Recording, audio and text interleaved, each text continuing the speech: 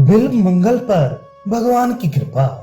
परम प्रियतम श्री कृष्ण के वियोग की दारुण व्यथा से उसकी फूटी आंखों ने 24 घंटे आंसुओं की झड़ी लगा दी। न भूख का पता है, न प्यास का, न सोने का ज्ञान है और न जगने का। कृष्ण कृष्ण की पुकार से दिशाओं को गुंजाता हुआ बिल्व मंगल जंगल जंगल और गांव गांव में घूम रहा है। ऐसी दशा में प्रेममय श्री कृष्ण कैसे निश्चिंत रह सकते हैं। एक छोटे से गोप बालक के वेश में भगवान बिल्व मंगल के पास आकर अपनी मुनि मनमोहिनी मधुर वाणी से बोले, सूरदास जी, आपको बड़ी भूख लगी होगी। मैं कुछ मिठाई लाया हूँ, जल भी लाया हूँ, आप इसे ग्रहण कीजिए। बिल्व मंगल के प्राण तो बालक के उस मधुर स्वर से ही मोहे जा चुके थे। उसके हाथ का दुर्लभ प्रसाद पाकर तो उसका हृदय हर्ष के हिलोरों से उछल उठा। बिल्व मंगल ने बालक से पूछा, भैया, तुम्हारा घर कहाँ है? तुम्हारा नाम क्या है? तुम क्या करते हो? बालक ने कहा, मेरा घर पास ही है। मेरा कोई खास नाम नहीं। जो मुझे जिस नाम से पुकारता है मैं उसी से बोलता हूँ। गहुएं चराया करता हूँ। मुझसे जो प्रेम करते हैं मैं भी उनसे प्रेम करता हूँ। बिल्व मंगल बालक की वीणा विनिंदित वाणी सुनकर विमुग्ध हो गया।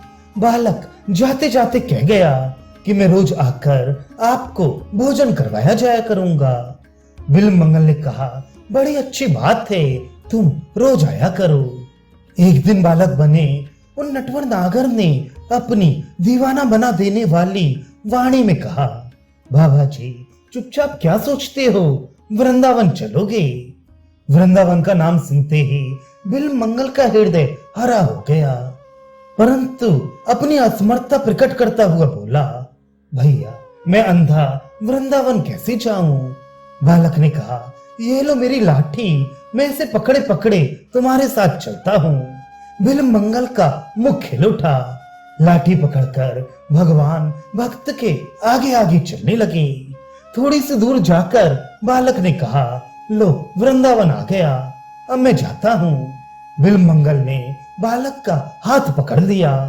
हाथ का स्पर्श होते ही सारे शरीर में बिजली सी दौड़ गई। सात्विक प्रकाश से सारे द्वार प्रकाशित हो उठे।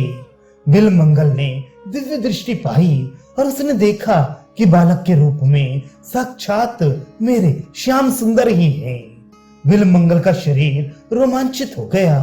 आंखों से प्रेमाश्रुओं की अनवरत धारा बहने लगी। भगवान का हाथ उसने और भी जोर से पकड़ लिया और कहा, अब पहचान लिया है, बहुत दिनों के बाद पकड़ सका हूँ प्रभु, अब नहीं छोड़ने का। भगवान ने कहा, छोड़ते हो कि नहीं? बिल्व मंगल ने कहा, नहीं, कभी नहीं, त्रिकाल में भी नहीं। भगवान ने जोर से झटका देकर हाथ छुड़ा लिया।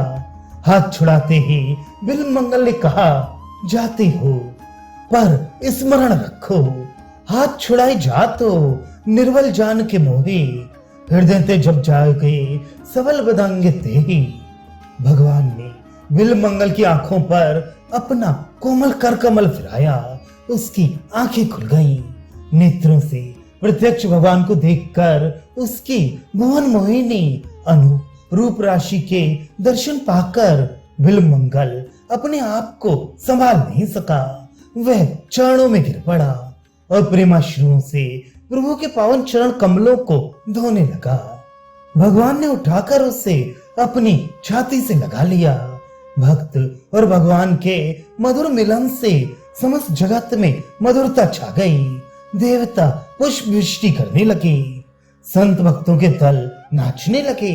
हरि नाम की पवित्र ध्वनि से आकाश परिपूर्ण हो गया। भक्त और भगवान दोनों धन्य हुए। हरि नाम की पवित्र ध्वनि से आकाश परिपूर्ण हो गया। भक्त और भगवान दोनों धन्य हुए। वैश्य चिंतामणि गृहस्थ और उसकी पत्नी भी वहां आ गईं। भक्त के प्रभाव से भगवान ने उन सबको अपना दिव्य दर्शन और दूध भात का प्रसाद देकर कृतार्थ किया। धन्य बिल्व मंगल, धन्य चिंतामणि। बिल्वमंगल ने चिंतामणि को अपना गुरु ही माना और अपने ग्रंथ कृष्ण कर्णामृत का मंगलाचरण चिंतामणि जरियती से आरंभ किया। बिल्वमंगल जीवन भर भक्ति का प्रचार करके भगवान की महिमा बढ़ाते रहे और अंत में गोलोक धाम पधारे।